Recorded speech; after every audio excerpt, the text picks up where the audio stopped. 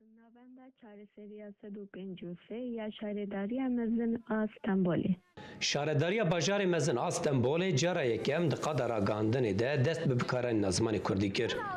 Di vê biryarê de hewldana endamên Meclîsa Şaredariyê ku di çarçoveya lehevkirina bajêr de hatibûn hilbijartin diyarker bû. Masum Avras ku yek ji endamên Meclîsa Şaredariya Stenbolê behsa pêvajoya biryardayîn û pêkanîna wê kir. Dayıkek me İstanbul'da kartı xwe wenda dike. İstanbul kartı xwe. Vakti ku wenda dike eca dixwaze bike vê tîkiliyê iptal bike. Türkiye dayık tönünü birastî qîza wî 153 digere. Carek tutu dicaribînin lêbelê bersiv narakin. Bersiv narakin. Israrla dibên bila dayık biaxive. Qîzcî bêjî dayık birastî Kurdî ya Tirkî nizane. Vî çerçevê de dest pê dike tabii ev xwasteka hanî ev pirskireka hanî têcem me. Avras diyar dike ku piştî ev pirsgirêk hatiye gel wan mijarê kirine rojeva şaredariyê lê di destpêkê de wekî bûyerekê kiteber hatiye destgirtin û xwestine wisa çareser bikin. Di pêvajoya hewldanê çareserkirina pirsgirêkê de ew rastî bertekan nehatibin jî ji ber çanda rûniştî û rewşa atmosfera li Tirkiyeyê rayedar di vê milê de sarnêzik bûne. Masum Avras amaje bi destpêkirina pêvajoya aştî û civaka demokratîk dike û dibêje nerimbûna bi pêvajoya re derketiya holê girtina vê biryarê hêsantir kiriye.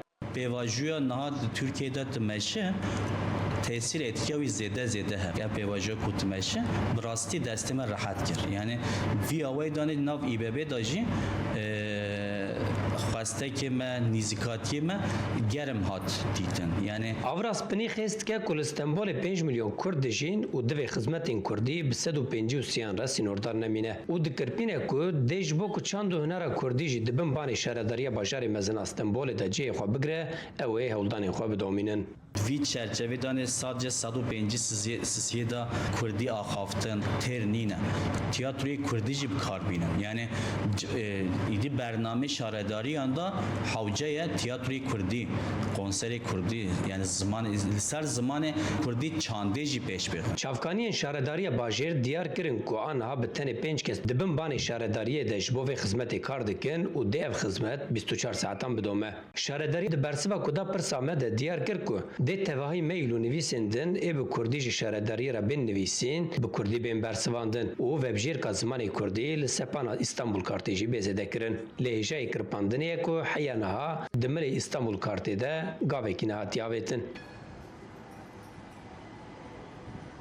Li Stenbolê nodî zêdetir sepanên şaredariyê hene ku ji bo xizmetên cuda tên bikaranîn û di van sepanan de li rex Tirkî bi zimanê îngilîzî jî xizmet tê dayîn. Kurdên Stenbolî jî biryarê erênî dîtin û daxwaza bikaranîna Kurdî di hemû kar û barên cemaweriyê de kirin.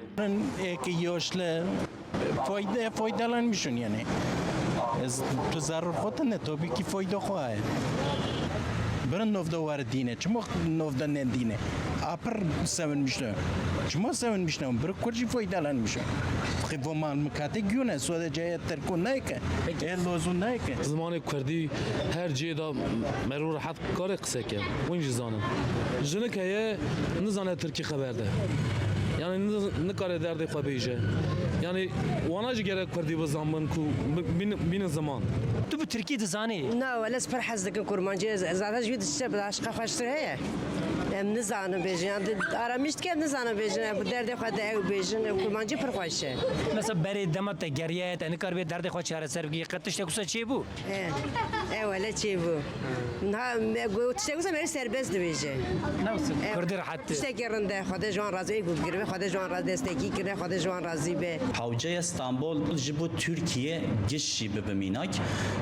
Bajarê mezin Ankara bi İzmir bi Adana bi Antalya bi xizmeta Kurdî dayîn welatê ji hev nake. Welatê berhev dike. Eyüp Ok, Nüçe TV, İstanbul.